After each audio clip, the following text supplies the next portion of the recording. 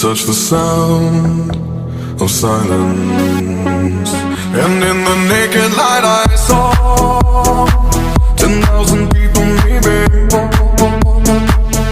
People talking without speaking, people hearing without listening, people writing songs that voices never share, and no one dared disturb the sound of silence.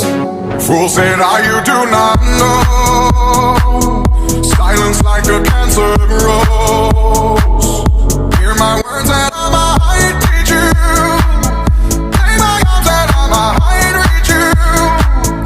But my words, like silent raindrops, fell and echoed in the wells of silence.